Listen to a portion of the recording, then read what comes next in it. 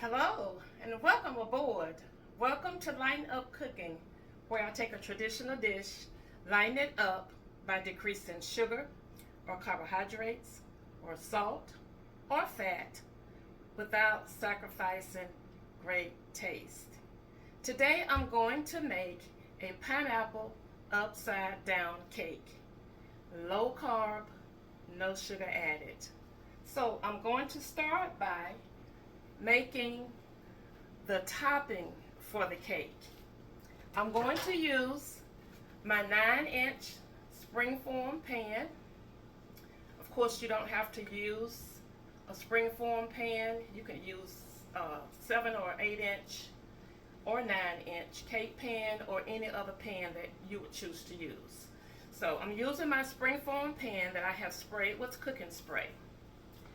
Now for the topping to this cake, I have 4 tablespoons of softened butter, a half of a cup of brown sugar.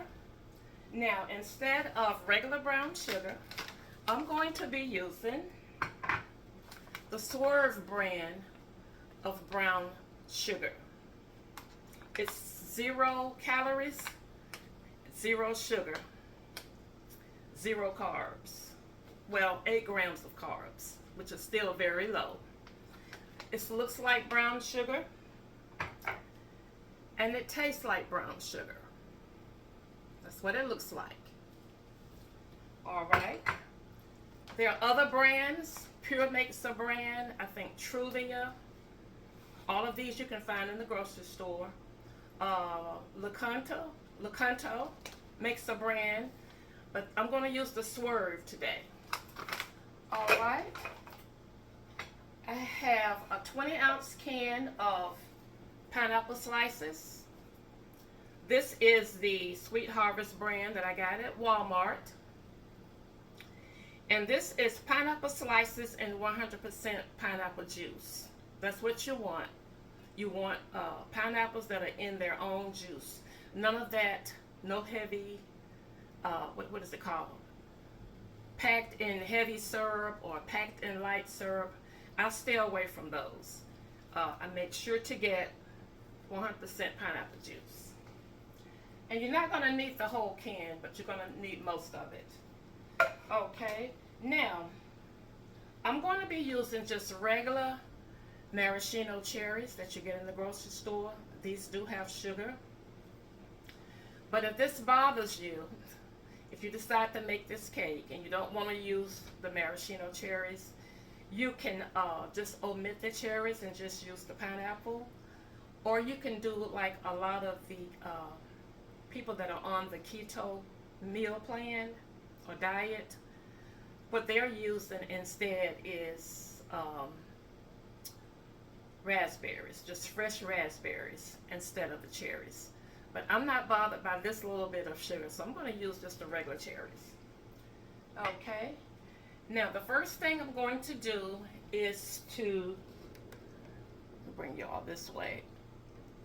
Going to melt the 4 tablespoons of butter in a small skillet. And then we're going to add the half a cup of brown sugar.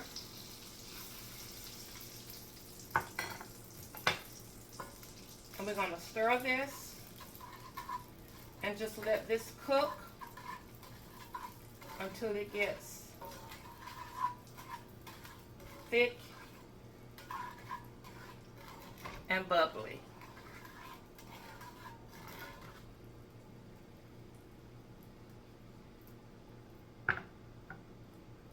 And then I'm going to come back and put everything in the pan.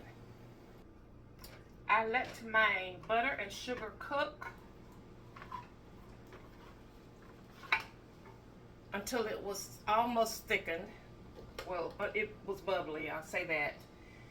But I need to let you know I had to go in and add about 1/4 teaspoon of the xanthan gum.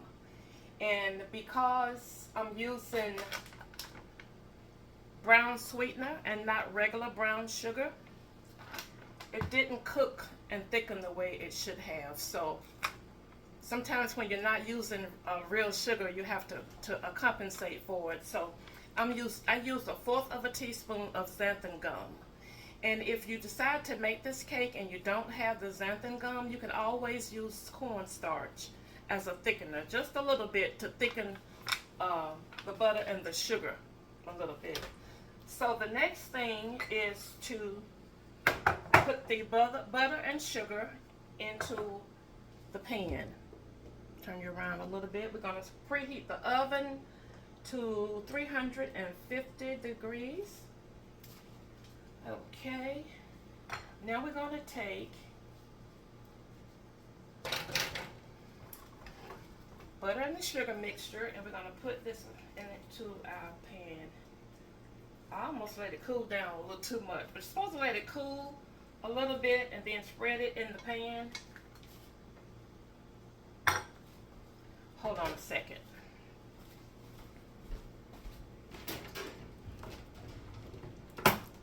I need to get something to scrape it all out. Okay, I almost let it cool a little too much, but I think it'll work.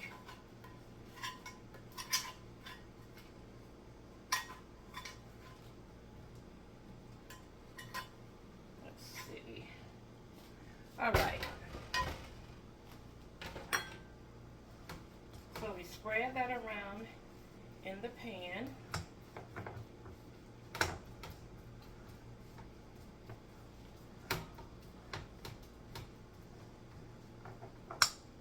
Just like that.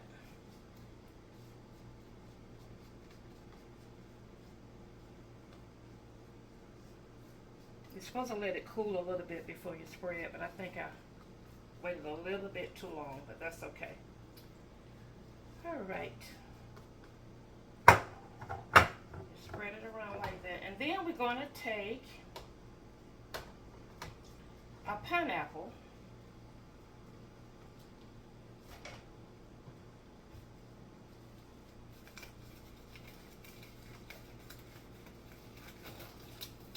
And we're going to place a slice in the center like that.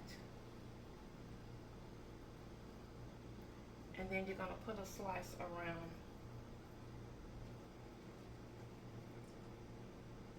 the center slice, just like that.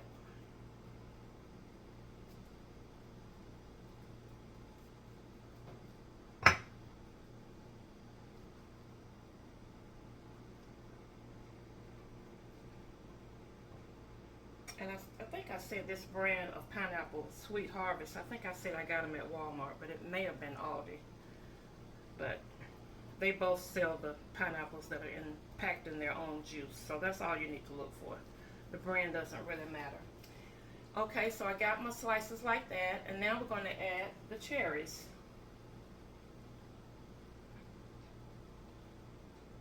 Or you could omit the cherries if you choose to.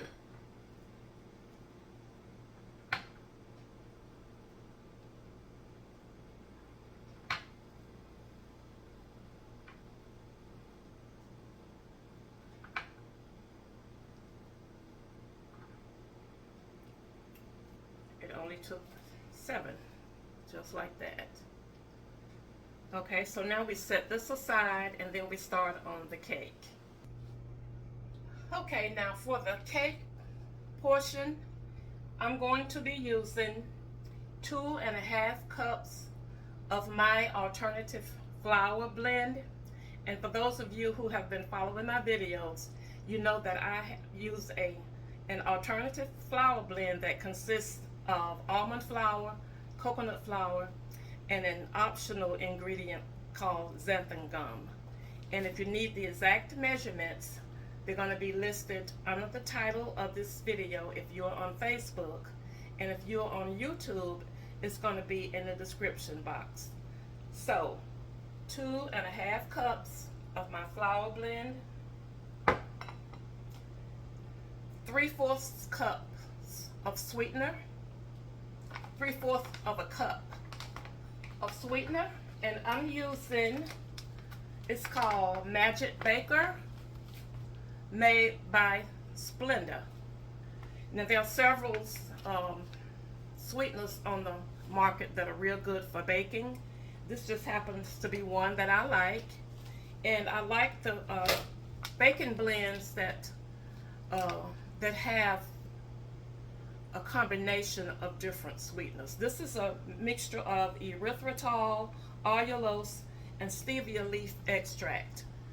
Now you could use either one of these by itself. You could use all erythritol or all allulose, but I like the combinations when baking. I just think it makes a better sweetener for your baked goods. So this is one that I like, Splenda Magic Baker, 0-calorie sweetener. So 3/4 of a cup, 1 cup of Greek yogurt or sour cream if you don't want to use the Greek yogurt, a cup of unsalted softened butter, 2 teaspoons of baking powder, and 1/2 teaspoon of salt. And I always use pink Himalayan salt. And for the baking powder, I always buy baking powder that does not have aluminum in it. So you have to check your ingredients. And if it doesn't have aluminum, those are the ones that I buy. It's not going to say aluminum free necessarily on the container, but you have to check your ingredients. Okay. And it calls for 3 eggs. And that's what I have here. 1/2 teaspoon of vanilla extract. And I'm also going to use, and this is strictly optional, 1/2 teaspoon of pineapple extract. Now, if I was using just a regular all-purpose white flour, I would have added some of the juice from the pineapple to my batter. But because I'm using an alternative flour blend, you have to be real careful that you don't have too much liquid when you're making cakes with these alternative blends. So instead of the pineapple juice, I'm using pineapple extract. Let's just give it some added flavor. Okay, so what I'm going to do, I'm going to blend my butter and my sugar, cream the butter and the sugar, and then I'm going to add the other ingredients. If you choose to make this cake, you might want to add your eggs at the very end, so that way if you want it to taste your batter to make sure that it's sweet enough. That's another thing with these alternative sweeteners. Some are sweeter than others. So it's a good idea to add your eggs last, and that way you can taste it before you put the eggs in. So I'm going to cream my butter, sweetener,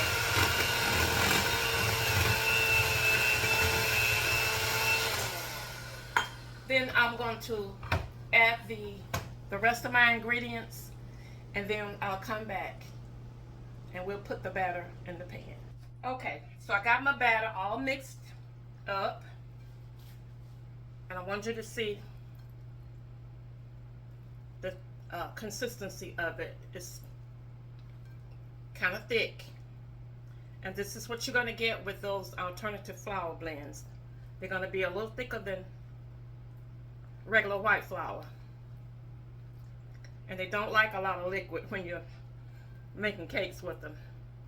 So that's the consistency that you want. Okay, now I'm going to take my pan here and we're going to put dollops of the batter into our pan, because we want to do it very carefully so as not to disturb the pineapple and the cherries.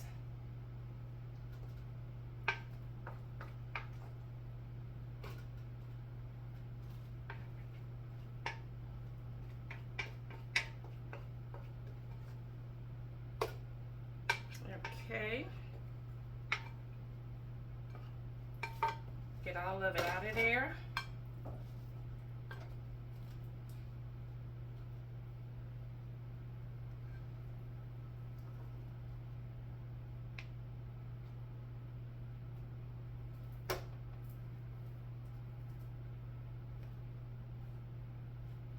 Okay. Now I'm going to smooth the batter as much as possible.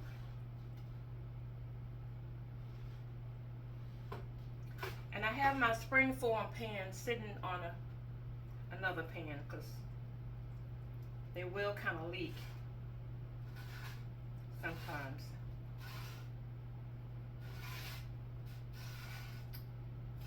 All right.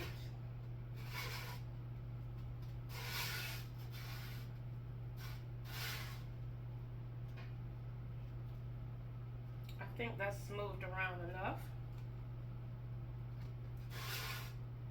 Now I'm gonna bake it for 20 to 25 minutes on a 350-degree oven. But I'm gonna watch it very closely because it may not even take the 20 minutes. I usually judge it by when I start to get that aroma coming from the oven. That's when I take it out of the oven and let it just sit for a few minutes, and it'll finish cooking while it's just sitting. And so then just let it sit and cool. So I'll come back and let you know exactly how many minutes I cooked it. Okay, so it cooked for 35 minutes. And this is what it looks like coming out of the oven. So now I'm going to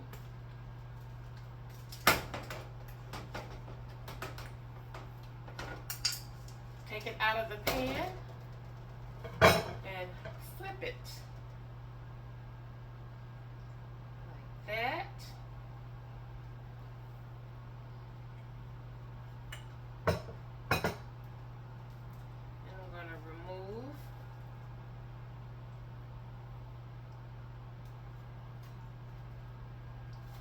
the bottom.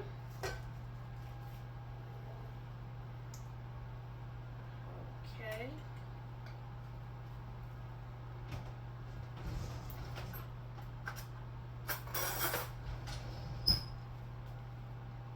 This is what it looks like.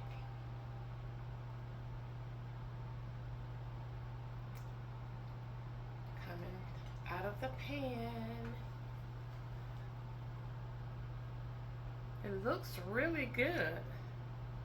That's some of the cake crumbs there.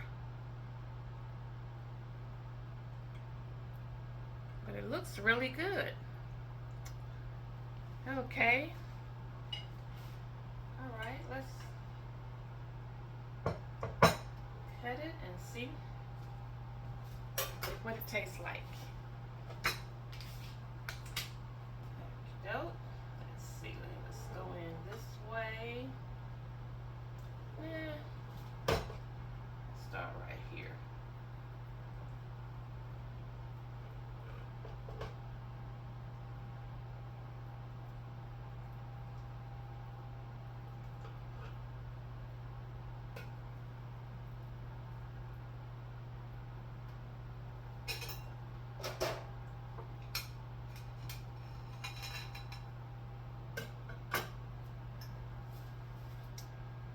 Still a little bit warm. It could have cooled a little longer, but that's okay.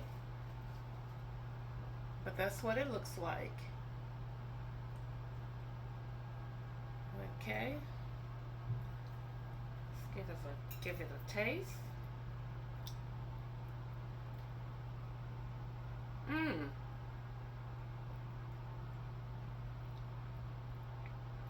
It's really good, you all. It's delicious. It tastes just like it's supposed to taste. Like it's pineapple upside down.